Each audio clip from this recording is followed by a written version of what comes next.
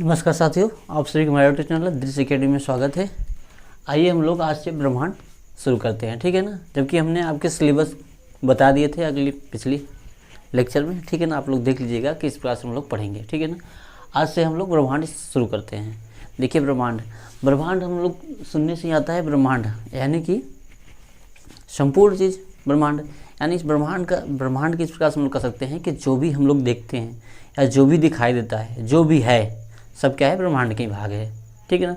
जैसे हम लोग कहते हैं सूक्ष्म अणुओं से लेकर महाकाय आकाश गंगाओं, ठीक है ना, महाकाय आकाश गंगाओं तक के सम्मिलित समूह को या सम्मिलित स्वरूप को क्या कहते हैं, ब्रह्मांड कहते हैं, ठीक है ना। जैसे लगभग माना जाता है इसमें 100 अरब आकाश गंगाएं, ठीक है ना, या 100 अरब ब्रह्मांड क्या है, 100 अरब ब्रह्मांड, करीब 100 अरब आकाश गंगाओं या आकाश गंगाओं के पुंज को क्या कहते हैं, ब्रह्मांड कहते हैं। तो अब लोग ये तो जान लिए किताबी भाषा में जानने के लिए, लेकिन ब्रह्मांड जो है, जो कुछ दिखाई देता है, जो कुछ नहीं दिखाई देता हम लोगों के सामने, वो भी क्या है, ब्रह्मांड के ही भाग है, ठीक है। जैसे पृथ्वी हो गई, पृथ्वी क्या है, ब्रह्मांड की भाग है। जैसे हम लोग ये ब्रह्मांड के ही एक भाग है, पृथ्वी में तो हम लोग हैं, तो सब क्या है, ब्रह्मांड के ही भाग है। और ब्रह्मांड लगातार विस्तारित हो रहा है, ठीक है ना। क्या है, ब्रह्मांड अनंत है, असीमित है, ठीक ना, लगातार विस्तृत हो रहा है। ब्रह्मांड के ही भाग, ब्रह्मांड में ही देखिए हम लोग क्या कहते हैं कि ग्रह उपग्रह, ठीक है ना, विभिन्न प्रकार के ग्रह उपग्रह, उल्कापिंड, आकाश गंगाएं, सभी ब्रह्मांड के ही भाग हैं, ठीक है ना। आइए हम लोग ब्रह्मांड के बारे में थोड़ा जानते हैं। ब्रह्मांड की उत्पत्ति के बारे में जानेंगे और ब्रह्मांड से उठाए गए क्वेश्चन को भी हम लोग समझते हैं, ठीक। ब्रह्मांड में क्या है, ब्रह्मांड में क्या कहते हैं, ग्रह है, उपग्रह हैं, उल्कापिंड, पुच्छल तारे, सब क्या है, ब्रह्मांड के ही भाग हैं। यहाँ तक कि हमारी पृथ्वी क्या है, ब्रह्मांड का ही एक भाग है। जो भी कुछ दिखाई देता है, जो कुछ भी नहीं दिखाई, यहाँ तक कि अंधेरा तक, एनीथिंग, मतलब यहाँ तक कि अंधेरा तक क्या है, ब्रह्मांड के ही भाग है, ठीक है। अब ब्रह्मांड के भाग है तो इसकी उत्पत्ति के बारे में बहुत ज़्यादा आप संकल्पनाएँ सुने होंगे, सिद्धांत है। तो आइए हम लोग पहले उत्पत्ति के बारे में जानते हैं।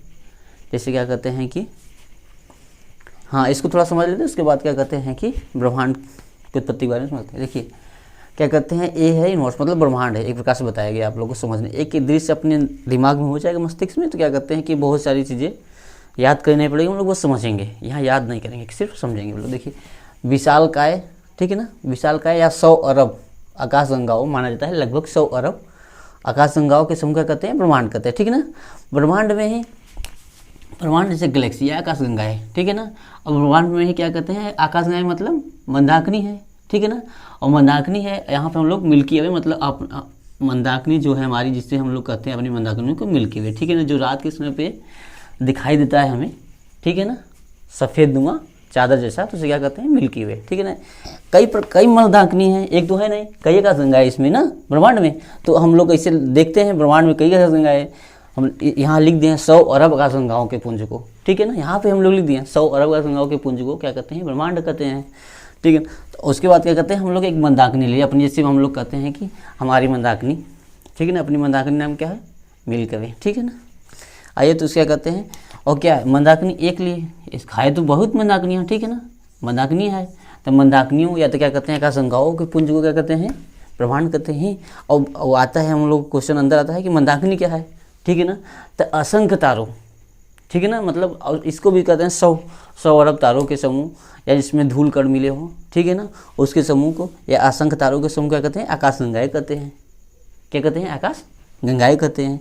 जिसमें हमारा सूर्य भी एक क्या है, तारा है, तारों के समूह को ना, जिसमें सूर्य भी हमारा एक तारा है। और इसे देखिए सूर्य बना, सूर्य हो गया। अब उसके बाद क्या कहते हैं, पृथ्वी, हम लोग जो नीचे हैं, जिस पे हैं हम लोग, पृथ्वी पे ही हैं, ठीक है ना। ग्रह उपग्रह बताए हैं, जैसे क्या कहते हैं, चंद्रमा हो गया, ठीक है ना, पृथ्वी हो गया, मंगल हो गया, सब क्या है, ग्रह उपग्रह, ग्रह हैं, सभी इसी किसके भाग हैं, ब्रह्मांड के ही भाग हैं। ऐसे हम लोग समझने के लिए, जैसे ब्रह्मांड की उत्पत्ति यहाँ से होती है, ठीक है ना। 100 अरब आकाश गंगाओं के समूह जैसे बना के कहते हैं कि ये सूर्य, अभी महाविस्फोटक सिद्धांत सबसे अच्छा से माना जाता है, महाविस्फोटक सिद्धांत, ठीक है ना, सबसे विश्वसनीय और प्रयोगशाला में बहुत ज़्यादा प्रसिद्ध किया गया। मतलब क्या कहते हैं कि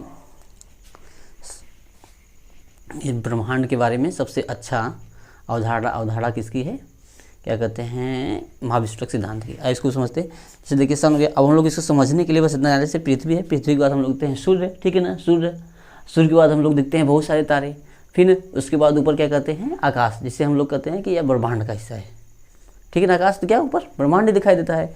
तो वही है, इसको समझने के लिए बस अपने दृश्य में रख लिए। क्या कहते हैं, 100 अरब, लगभग 100 अरब आकाशगंगाओं के पुंज क्या कहते हैं, ब्रह्मांड कहते हैं।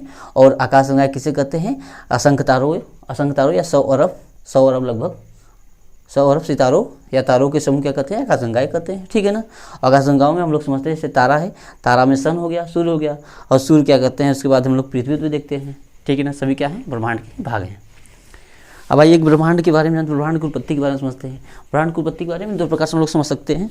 जैसे सब लोग बैठते हैं कहीं भी तो एक संकल्पनाएं होती है, ठीक है ना, संकल्पनाएं, उत्पत्ति और सिद्धांत। उत्पत्ति के बारे में समझते हैं।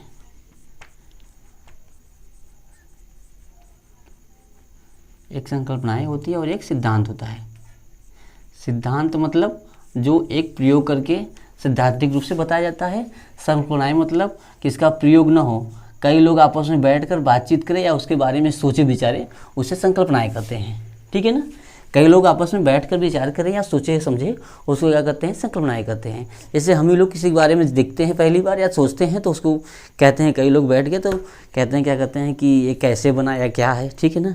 ऐसे हमारे उस समय के काफ़ी सारे खगोल शास्त्री थे, ठीक है। जैसे टालमी साहब थे, उसके बाद मिहिर साहब थे, सभी लोग ब्रह्मांड के बारे में कुछ बताएं, संकल्पनाएं दी। फिर देखिए इसमें से इन संकल्पनाओं में पहले हम लोग देख लेते हैं, किसका देख लेते हैं हम लोग, पहले क्लॉडियस टॉलमी साहब का देख लेते हैं, ठीक है ना। क्लॉडियस टॉलमी साहब क्या कहते हैं,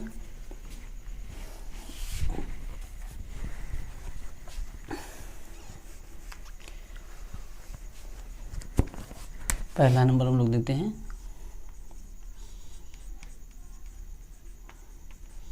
क्लॉडियस टॉलमी 140 AD ईसा पूर्व।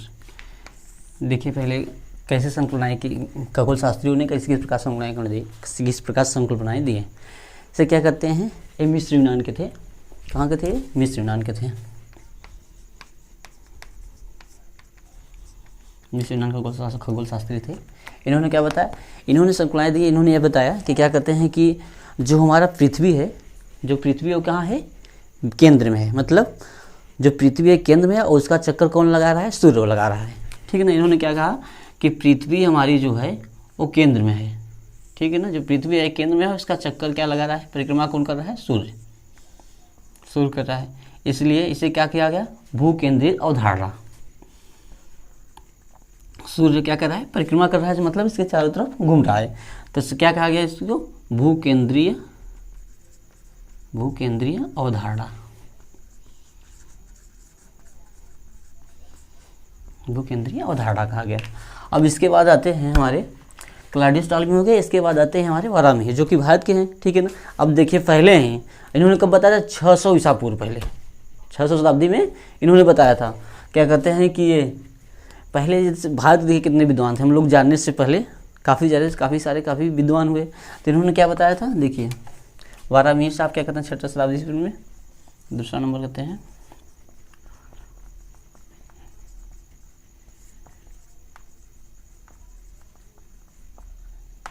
ठीक है, इन्होंने बताया कि नहीं, जो एक सूर्य है वो केंद्र में है और पृथ्वी इसका क्या कर रही है, परिक्रमा कर रही है।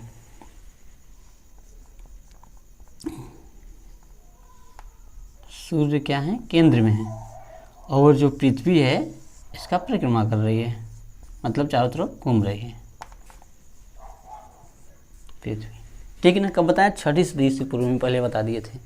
इन्होंने बताया क्या कहते हैं कि पहले बार क्लॉडमी साहब कहते हैं, क्लॉडियस टॉलमी साहब कहते हैं कि 140 साल पूर्व में बताए थे, क्या कहते हैं पृथ्वी जो है वो केंद्र में है, इसका चक्कर कौन लगा रहा है, सूर्य लगा रहा है। उसके बाद जब वारामी साहब आते हैं तो उन्होंने कहा कि नहीं, जो सूर्य है वो क्या है, वो केंद्र में है, इसका चक्कर कौन लगा रहा है, पृथ्वी लगा रही है, ठीक है। अब उसके बाद आते हैं निकोलस कापरनिकस, ठीक है ना। उसके बाद निकोलस, मतलब कि आज समय के अनुसार सब लोग अपना संकल्पना करते हैं, बैठ विचार मतलब बताते हैं कि इस प्रकार से हुआ है। देखिए निकोलस, तीसरा नंबर पर हम लोग लिख लेते हैं निकोलस साहब को।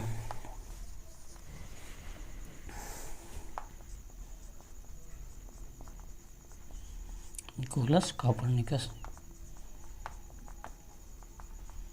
इनकी संकल्पना बहुत ही माननीय रही। इन्होंने क्या कहा, इन्होंने भी कहा कि जो सूर्य है क्या है, वो केंद्र में है। सूर्य क्या है, सूर्य केंद्र में है और पृथ्वी इसका परिक्रमा कर रही है, ठीक है ना।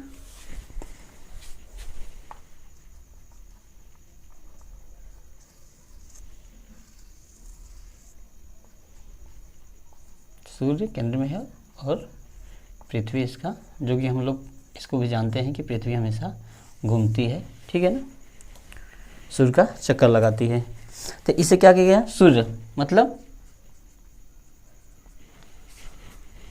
इसको सूर्य केंद्रित और धारा कहा गया, ठीक है ना, क्योंकि सूर्य बीच में है, सूर्य केंद्र में है, सूर्य केंद्र में और पृथ्वी इसका क्या कर रही है, चक्कर लगा रही है।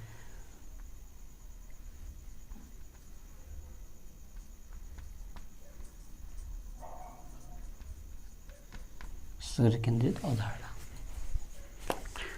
ठीक है ना। ये काफ़ी ज़्यादा माननीय है, जो कि आप लोग जानते भी हैं कि क्या करते हैं कि हमारा पृथ्वी क्या है, सूर्य के चारों तरफ घूमती है, ठीक है। अब उसके बाद क्या करते हैं, एक बहुत ही अच्छे विद्वान साहब आए, क्या करते हैं, जो कि एडविन हब्बल, ठीक है ना, 1900 यूएसए के थे। क्या कहते हैं, एडविन हब्बल साहब कहाँ थे, यूएसए के थे।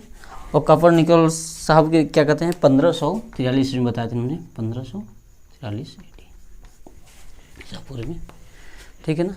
याद इनको क्या कहते हैं, आधुनिक खगोल शास्त्री कहा जाता है। कोपरनिकस साहब को आधुनिक खगोल शास्त्री थे, ठीक है ना, जिसने बताया कि क्या कहते हैं कि सूर्य हमारा केंद्र में है और पृथ्वी इसका चारों तरफ चक्कर लगा रहा है।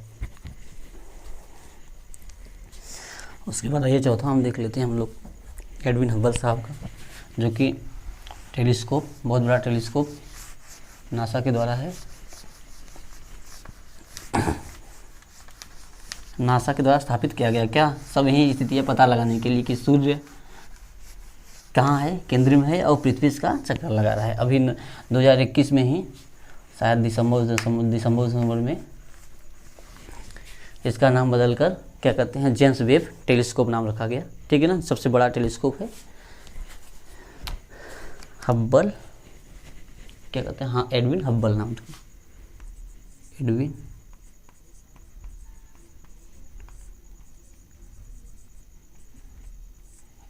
हब्बल, ठीक है ना। एडविन हब्बल कहाँ के थे, यूएसए के थे, यूएसए अमेरिका के थे, ठीक है ना। इन्होंने कब बताया था, 1925 ऐसे, ठीक है ना। ये सबसे बड़ा टेलीस्कोप है, सबसे बड़ा टेलीस्कोप है। इससे हमें बहुत सारी जानकारियाँ मिलती है कि ब्रह्मांड क्या कहते हैं अभी तक विस्तृत हो रहा है, ठीक है ना। ब्रह्मांड क्या है, ब्रह्मांड अभी तक विस्तारित हो रहा है,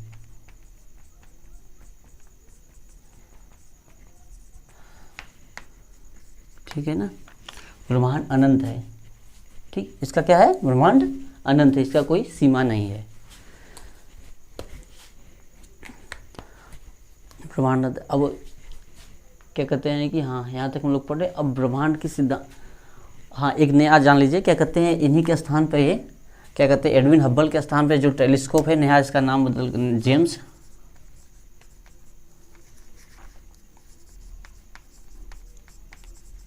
हब्बल टेलीस्कोप रखा गया, नया नाम।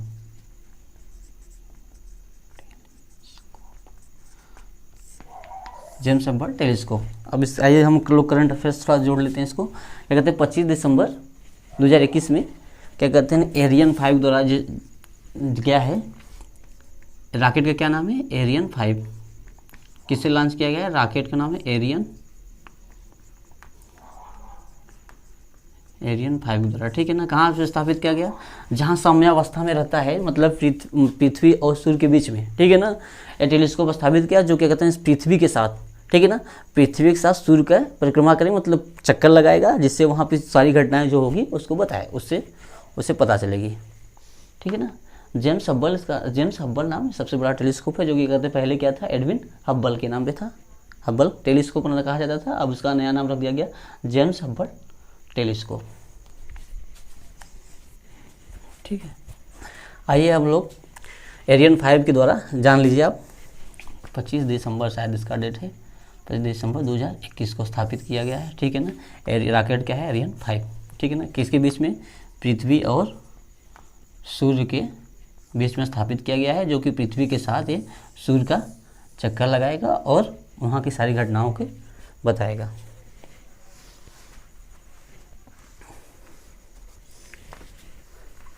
आइए उत्पत्ति ना, ब्रह्मांड की उत्पत्ति के बारे में देखते हैं। जैसे सिद्धांत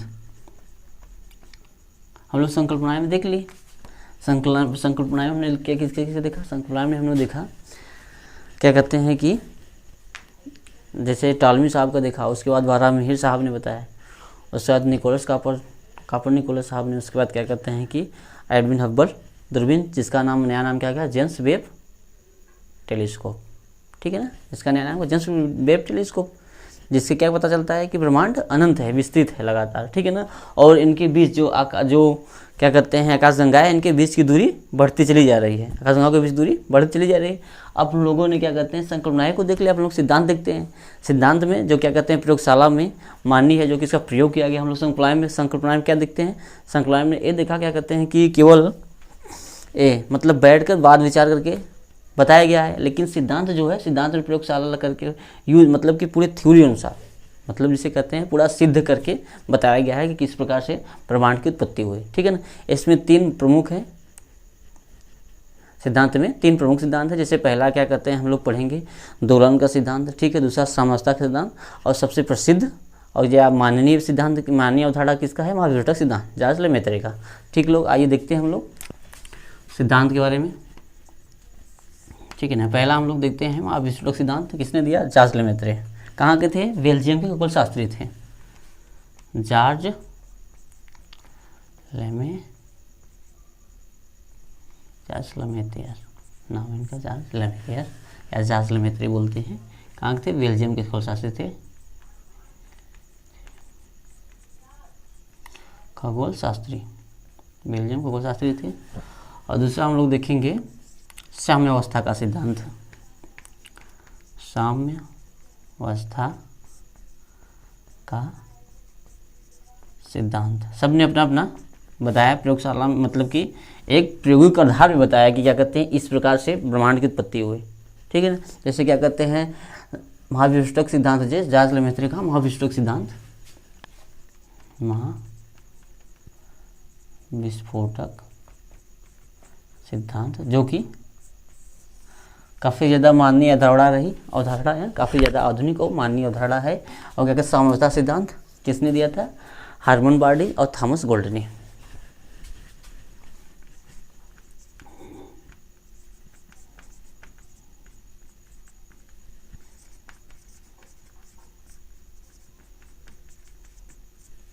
देखिए आप लोग जानते हैं क्या कहते हैं वैज्ञानिक जो भी हैं, खगोल शास्त्री जो भी हैं, जैसे प्रयोगशाला करते हैं तो कई लोग मिल के बताते हैं। ये निश्चित नहीं है कि एक ही लोग, आपस में कई लोग मिल जाते हैं। क्या जैसे हम लोग कोई भी योजना बनाते हैं, ठीक है ना, योजना बनाने से पहले हम लोग कई लोग एक समूह बनाते हैं, उसके बाद प्रयोग करते हैं कि हाँ एक अपना विचार रखते हैं, ये भी वो भी अपना विचार रखते हैं क्या सही है, किस प्रकार से, इस प्रकार से वैज्ञानिकों ने पहले बताया। जैसे थॉमस गोल्ड और हार्मन बार्डी ने। और तीसरा दोलन का सिद्धांत पढ़ते हैं, एलन एंडर्स का दोलन सिद्धांत कौन किसने दिया था, एलन एंडर्स ने।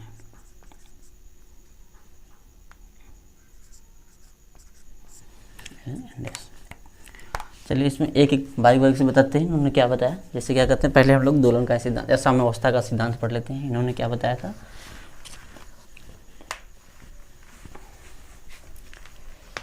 साम्यावस्था का सिद्धांत, ठीक है ना। देखिए क्या इन्होंने बताया, ब्रह्मांड साम्यावस्था में मतलब स्थिर अवस्था में, ठीक है ना, इसका ना जन्म हुआ है न इसका अंत है, वह पहले से ही विद्यमान है। क्या कहते हैं, कहते हैं कि जो ब्रह्मांड है, ब्रह्मांड ब्रह्मांड का ना तो अंत है और ना ही जन्म हुआ है, ठीक है ना।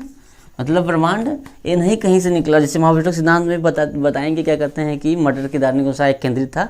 इस प्रकार से क्या बताते हैं समस्या में हार्मन बार्डियस थॉमस गोल्ड ने बताया कि क्या कहते हैं कि ब्रह्मांड क्या है, वो बना नहीं हुआ है, पहले से विद्यमान था, ना इसका अंत है ना इसका जन्म हुआ है, पहले से विद्यमान था।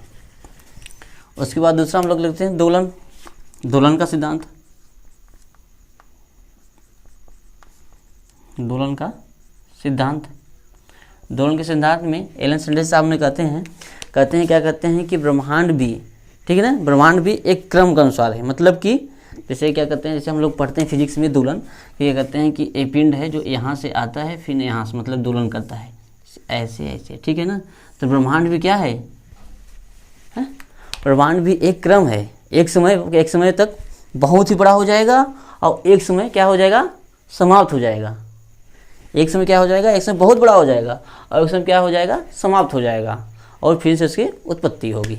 दोलन साहब कहते हैं, दोलन के सिद्धांत में बताया गया है हमें, क्या कहते हैं कि ब्रह्मांड जो है एक क्रम है, मतलब एक क्रम के अनुसार चलता है कि ब्रह्मांड एक प्रकार से क्या कहते हैं बहुत एक समय ऐसा है कि बहुत बड़ा हो जाएगा और समाप्त होकर फिर से ब्रह्मांड की उत्पत्ति होगी या ब्रह्मांड बनेगा, ठीक है ना।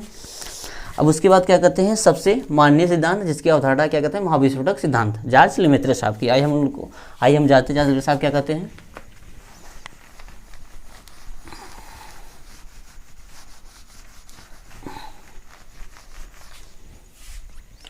महाविस्फोटक सिद्धांत,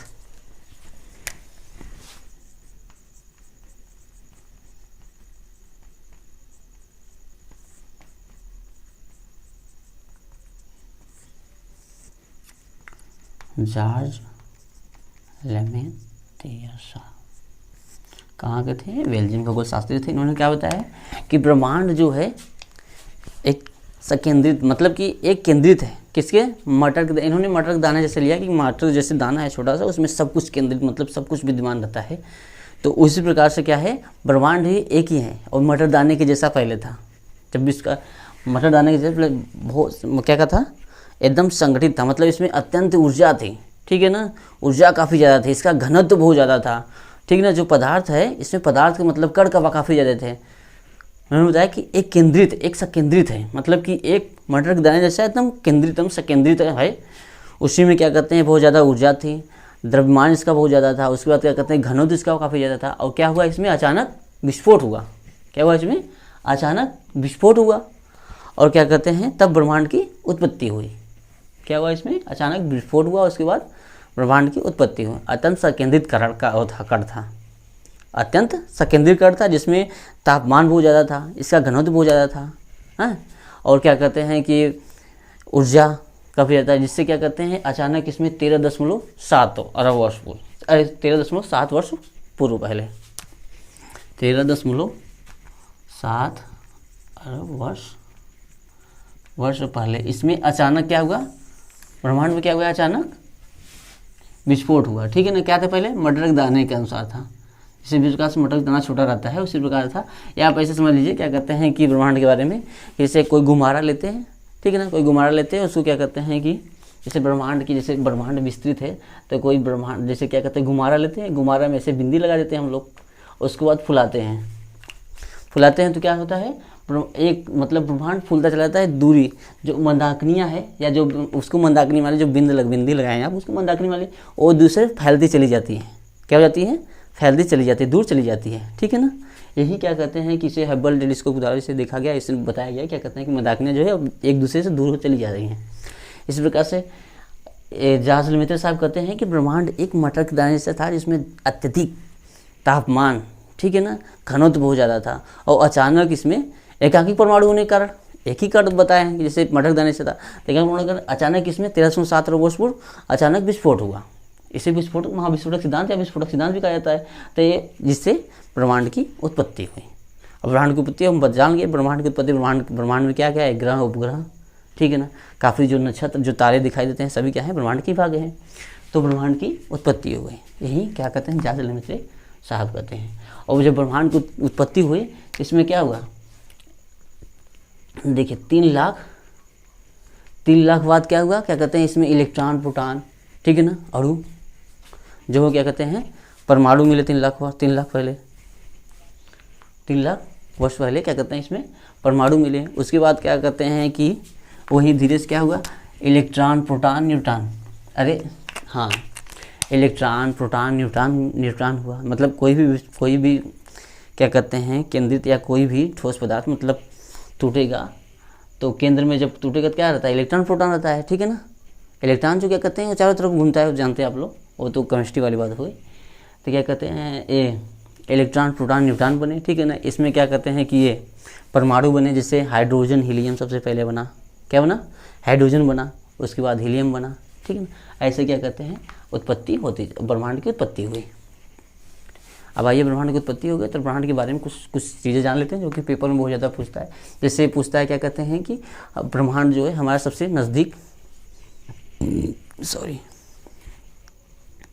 हाँ अब पहले ब्रह्मांड हो गया।